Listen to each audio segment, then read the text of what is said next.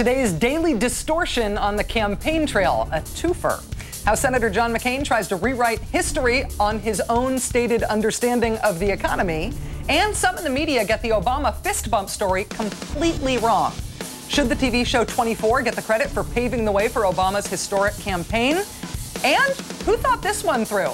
Lawyers rejected for jobs at the Justice Department. Anyone think they might, I don't know, sue? What did John McCain know about the economy, and when did he know it? Our number 4 story tonight, as record numbers of Americans face foreclosure, paying $4 a gallon to drive to their bankruptcy hearings. Senator McCain today denied ever saying he's not an expert on the economy, something he has denied and been corrected on before. Here was his latest attempt to rewrite a history that he himself wrote. You have admitted that you're not exactly an expert when it comes to the economy, and many have said that I have not. I have not. Actually, I have not. I said that I am stronger on national security issues because of all the time I spent in the military and others. I'm very strong on the economy. I understand it. I have a lot more experience than my opponent. It's not a new question or a new answer. Tim Russert called him on it successfully in January. Here's a question I asked you and your response. Let's watch. Senator McCain, you have said repeatedly, quote, I know a lot less about economics than I do about military and foreign policy issues. I still need to be educated. Is it a problem for your campaign that the economy is now the most important issue, one that, by your own acknowledgement, you are not well versed on? Actually, I don't know where you got that quote from. I'm very well versed in economics. Well, now I know where you got the quote from. Now I know where you got the quote from. I will show you where I got the quote from. I got it from John McCain, and here it is. McCain is refreshingly blunt when he tells me, quote, I'm going to be honest. I know a lot less about economics than I do about military and foreign policy issues. I still need to be educated. Wall Street Journal, November 26, 2005. You repeated it to the Boston Globe in December of 07. You said it. Okay. In addition to the Journal and the Globe, there is, of course, tape of McCain misstating the core problem of the mortgage crisis, the fact that lenders no longer have the mortgages they made. And then he admits to, yes, a lack of expertise on the subject. We've got to provide more incentive for borrower and lender to work it out so that these people are, so that millions of people around this country are not deprived of one of the fundamental goals of all Americans, and that is the ability to own our own home. Now, I am not an expert on Wall Street. I am not an expert on some of this stuff. McCain has said he would rely on the advice of former Fed Chair Alan Greenspan, despite the fact Greenspan dismissed warnings about the looming mortgage crisis. And on more than one occasion, publicly and privately, McCain has deferred questions about the economy to advisors like former Senator Phil Gramm, despite the fact that Gramm helped cause the crisis by deregulating the banks. With us tonight on this is LA Times columnist Rosa Brooks. Thanks for joining us, Rosa. It's a pleasure to be here, Rachel. Simple question. Why keep denying it when the whole world's got the Google and the YouTube to prove him wrong on this? Well, there are 3 possible explanations. Possibility number 1, he's got an arrogance problem and he thinks people are too dumb to look this stuff up. Possibility number 2, actually I should say these are overlapping possibilities. It could be all of them. Okay. He's got an integrity problem and he just flip-flops and says whatever is convenient at any given moment. Possibility number 3, and this possibly is even worse, he's got a cognitive problem. He just can't remember what he said. Wow.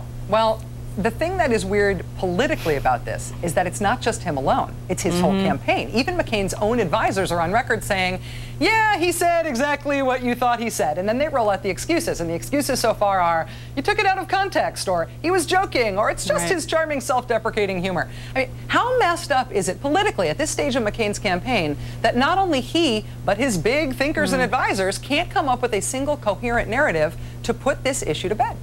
They're doing their best to save him from himself, and, you know, I take my hat off to them, but it's kind of a hard job. And, you know, I am not one of those people who thinks that the sign of a good politician is somebody who never changes their mind. I don't think any of us need politicians or want politicians who are incapable of changing their mind when they get new evidence. But what really drives me nuts about this stuff, in some ways his advisors are saying the only possible thing they can say is if he's changed his mind on anything, that's okay. But then come to us and say, look, here's why I thought this way then, here's why I've changed my mind. He's not doing that. He's just denying it. It didn't happen. That's not particularly persuasive, and it suggests that his campaign is a mess and his policies are a mess. And of course, there's the great double standard about the 2004 presidential campaign, where John Kerry's policy changes was the biggest issue in the world, and because windsurfing, that became the narrative of the campaign for the media and for everybody because the Bush campaign defined it that way. Yep, absolutely. But it's not just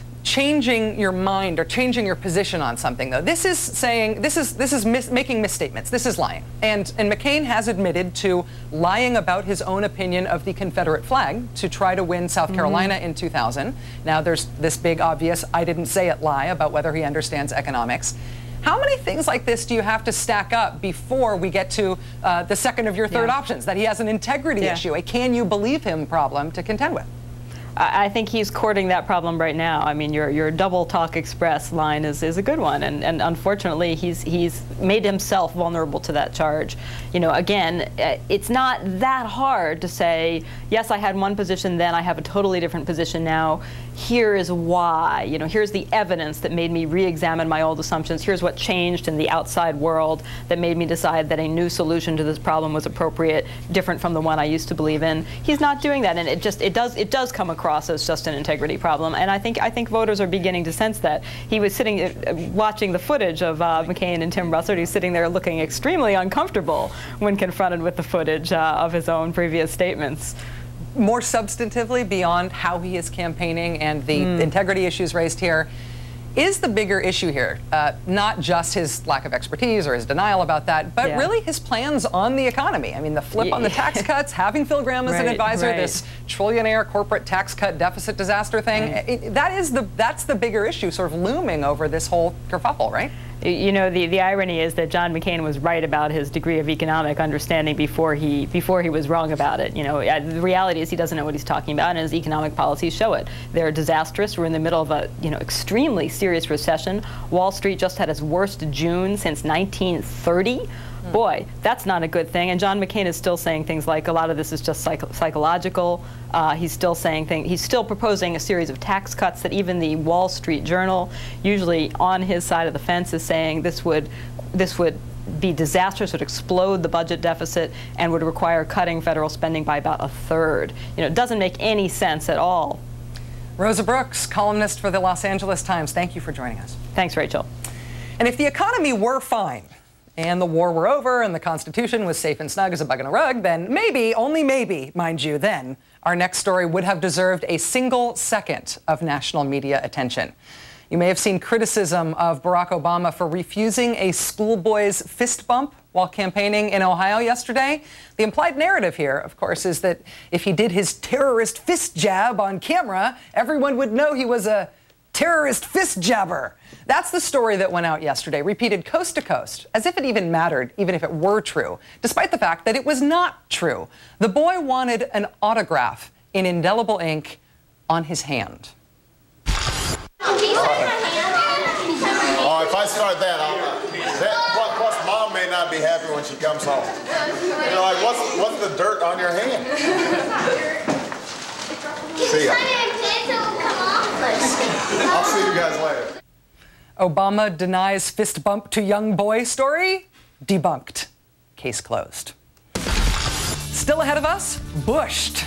Shocking details of just where our new interrogation techniques came from and what those techniques were originally designed to do. Here's a hint. It wasn't to stop a ticking time bomb. And this is what it looks like when you combine the 4th of July with an election year. But can this homeowner pass our sarcastic patriotism test?